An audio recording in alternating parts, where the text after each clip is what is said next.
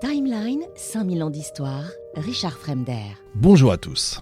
Je vais commencer par vous poser une question simple et en même temps vertigineuse. Que soigne-t-on quand on soigne ? Un organe ? Une douleur ? Une personne prise dans son monde, ses saisons, ses vents, ses joies, ses peurs ? Aujourd'hui, si vous le comprenez bien, je vous emmène là où la médecine a tenté très tôt de répondre à cette question, mais de répondre autrement que ce que nous avons l'habitude de connaître. En Chine, dans une histoire qui commence avec des dieux au corps transparent, des herbes arrachées aux montagnes et qui finit dans nos cabinets contemporains. Une promesse, restez avec nous jusqu'à la fin parce que je ne vais pas être seul dans ce voyage vers l'Empire du Milieu, en compagnie du docteur Philippe Janin, médecin et acupuncteur. Nous allons vous éclairer sur ce que la médecine chinoise a compris du corps, quand l'Occident n'avait pas encore inventé ses laboratoires. Alors on va faire évidemment, et c'est très important, un zoom spécial sur l'acupuncture scientifique, pour démêler, si j'ose dire, l'art, la science, les malentendus, les limites aussi, une histoire vivante de la médecine chinoise, c'est dans 5000 ans d'histoire. Imaginez la Chine il y a 4000 ans, pas celle des empereurs, mais celle des forêts, des plaines humides, des villages où le ciel dicte la survie. On y vit selon le rythme des vents, on craint les pluies et les bêtes, et quand la maladie s'abat, on la lit dans les signes du monde.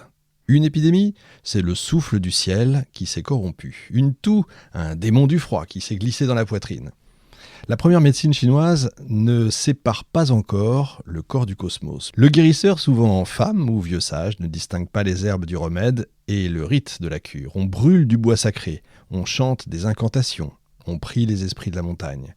Mais derrière la prière, il y a déjà une observation patiente. Certaines plantes font transpirer. D'autres apaisent la fièvre, d'autres calment les crampes. C'est le règne de l'expérience empirique, la fameuse techné d'Aristote dont je parle souvent, qui sera plus tard pour les Occidentaux l'expérience. Le miracle ne remplace jamais la main. Vous avez ce couple de chercheurs et historiens, Philippe, vous m'arrêtez si je me trompe et vous me dites si vous les connaissez. Je ne vous ai pas dit bonjour d'ailleurs dans l'émission, mais je vous le redis évidemment, et vous intervenez quand vous voulez. Dominique et Marie-Joseph Oiset. Couple de chercheurs et d'historiens français, médecins, qui ont publié en 1988 le livre « Histoire de la médecine chinoise ». Et ils rappellent ça, au cœur de cette proto-médecine, il y a l'idée que l'homme est un nœud de souffle, vous nous direz ce que ça veut dire peut-être, où se rencontrent les forces du ciel et de la terre. Pour guérir, il faut réharmoniser ces souffles. C'est une intuition qui traversera toute l'histoire médicale chinoise. Elle naît bien avant les textes, dans des gestes anonymes, allumer une braise, faire chauffer une pierre, plonger une racine dans l'eau bouillante. Juste avant de commencer l'émission, vous me disiez heureusement que cette médecine est apparue en Chine parce qu'ils ont écrit. Oui, chaque invention, chaque découverte, ils le notaient, point par point. Mais avant de le noter, ils vérifiaient que ce qu'ils avaient trouvé, c'est-à-dire la zone magique qu'ils avaient trouvé, détectée, était réellement efficace. Il reproduisait. Et au bout de X fois, il le notait. Nous avons retrouvé le journal de bord de siècle en siècle, wow, de ce que... Ils les ont trouvés de manière complètement empirique.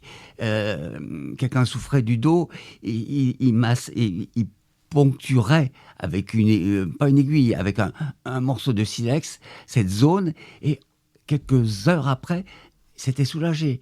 Donc, bon, et peuple très intelligent, il le notait. C'est grâce à ça que, mais de point en point, il y a eu toute une période complètement intuitive, mais qui révélait déjà leur efficacité. Je comprends tout à fait. Alors parmi ces gestes, il y en a un qui a survécu presque intact, celui de la moxibustion.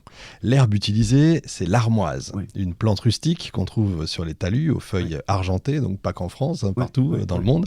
On la fait sécher, on la roule en cône, on l'allume et on la place à quelques millimètres de la peau, parfois sur un point précis, parfois sur une zone douloureuse. Vous êtes, oui, d'accord avec ça ? Oui. Oui, oui. Ça, c'est incroyable. Oui. Donc... Alors, le gros inconvénient, c'est que ça laisse des cicatrices. Ouais. Donc maintenant, on a des appareils pour pratiquer cette attaques de Moxa, des appareils électriques qui sont moins traumatisants pour lui. Oui, j'imagine, effectivement. Alors, c'est pas une brûlure, c'est une invitation au feu à cette époque-là.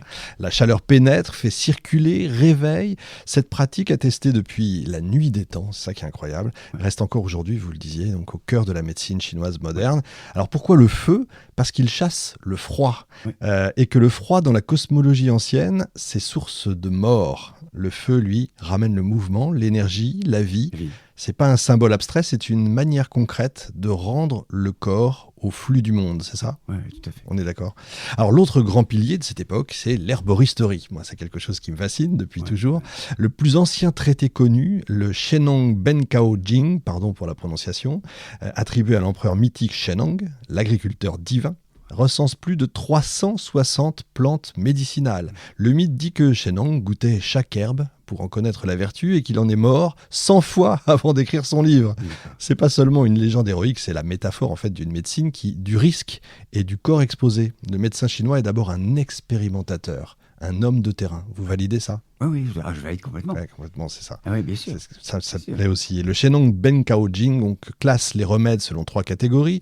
Les supérieurs, qui nourrissent la vie et prolongent la longévité. Les moyens, qui soignent les maladies sans nuire. Et les inférieurs, puissants mais dangereux.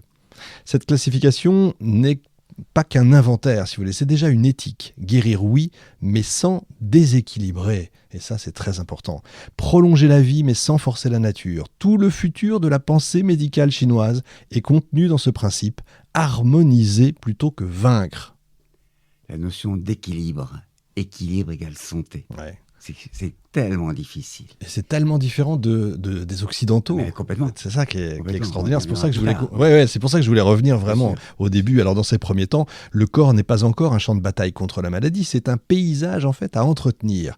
Les médecins parlent du foie comme du général du sang, de la rate comme du ministre des grains. Les organes sont des personnages d'un grand théâtre intérieur. La santé, c'est quand la troupe joue en mesure, justement. La maladie, c'est quand un acteur s'impose, parle trop fort ou quitte carrément la scène. Il y a cette phrase de Sun Simiao, plusieurs siècles plus tard, « Guérir la maladie, c'est comme gouverner un pays ». Bon, aujourd'hui, ça nous fait sourire chez nous, mais enfin bon, tout est là, avant même la science, avant les instruments. La Chine a compris que soigner, c'est administrer un ordre vivant, que c'est un ensemble systémique. Ça aussi, l'Occident a mis du temps à le comprendre. Et c'est là, dans ces mythes, où se mêlent Dieu, herbe et feu, que se prépare la grande bascule, le moment où on va cartographier le corps. Parce que si l'on chauffe la peau pour réveiller le souffle, encore faut-il savoir où le souffle passe. C'est ça, en fait, le secret. Je sais que des archéologues ont retrouvé dans des silex, vous parliez de silex tout à l'heure, dans des grottes, etc., on a trouvé des formes d'aiguilles, on a trouvé ce genre de choses, donc depuis très longtemps, même avant l'écriture, bien sûr. Donc ce qu'il faut bien comprendre, c'est que la médecine chinoise naît d'un double mouvement symbolique et pratique, et j'insiste là-dessus, et que très vite le geste prime sur l'incantation. Donc ce sera son fil rouge en fait, une poétique du soin, oui, mais ancrée dans un artisanat du corps. Mais si on peut soigner avec une braise sur la peau, la question se pose, où placer cette braise ? Et pourquoi à cet endroit ? Eh bien, on va voir la réponse avec vous dans quelques minutes. Maintenant, je voudrais vous montrer ce que les anciens Chinois ont compris avant tout le monde, c'est que la santé n'est pas un état, c'est un mouvement. Tout commence par une évidence, et encore une fois, vous m'arrêtez si je me trompe, tout commence par une évidence sensible. Un médecin, quelque part, sous la dynastie des Han, lève les yeux vers le ciel. Le vent a changé, les pluies se font rares, les récoltes se dessèchent. Et puis il pose 2 doigts sur le poignet d'un malade et murmure « Votre foie est en colère ». Pour lui, c'est pas une image, c'est un fait. Le monde extérieur et le corps humain obéissent à la même respiration. Quand le climat se dérègle, l'homme aussi. Et en ce moment, l'homme doit être drôlement déréglé. La fièvre est un été en excès. La toux sèche, un automne trop tôt venu. La médecine chinoise, dès son origine, ne sépare pas le patient de son environnement. Elle lie le corps comme une météo intérieure. Cette lecture, en fait, repose sur une idée simple et vertigineuse. Tout dans le monde se divise et se réunit. Tout oscille entre 2 souffles, le fameux yin et le yang. Le yin, c'est l'ombre, la grotte, la fraîcheur qui conserve et nourrit. Le yang, c'est la lumière, la chaleur, le jour qui pousse et active. Aucun n'est bon ou mauvais. Ils sont la respiration du ciel. C'est l'alternance des deux. Et du réel. Ouais. On est d'accord. Quand le yin s'épuise, le corps se dessèche, la peau pâlit, les nuits s'allongent. Quand le yang s'emballe, le visage rougit, la tête bourdonne, les colères montent. Le médecin ne cherche pas à supprimer l'un au profit de l'autre, et là encore j'insiste, il tente de rétablir la danse, de réaccorder ces deux forces pour que la vie reprenne son rythme. Entre eux circule un troisième principe, plus subtil encore, le chi. Ça s'écrit QI, mais ça se dit chi. On connaît, nous, aujourd'hui, avec quand on pose nos smartphones sur L'énergie vitale. le chi. C'est ça, exactement. C'est le souffle, l'énergie vitale, la vapeur, l'énergie qui anime tout. On ne le voit pas, on le devine à ses effets. Le mouvement du sang, la chaleur du ventre, la vigueur de la parole.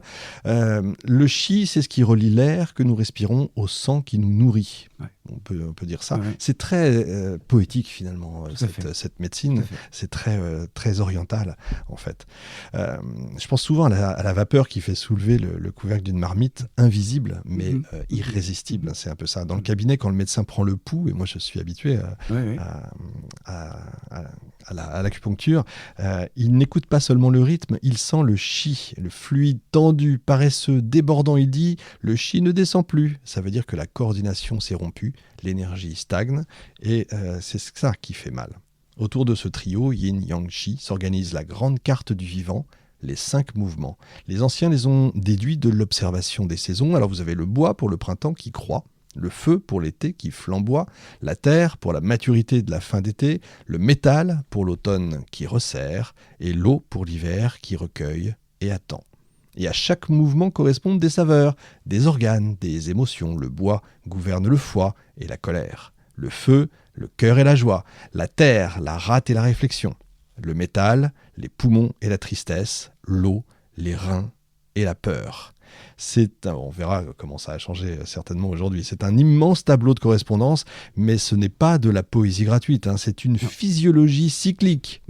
Le foie en excès attaque la rate, la peur épuise le cœur, la joie trop vive consume les reins. Un bon médecin ne traite jamais un organe isolé, il écoute le concert. Et on en revient à ce que je disais tout à l'heure. Quand un instrument joue faux, il réaccorde l'ensemble. Timeline, 5000 ans d'histoire, Richard Fremder.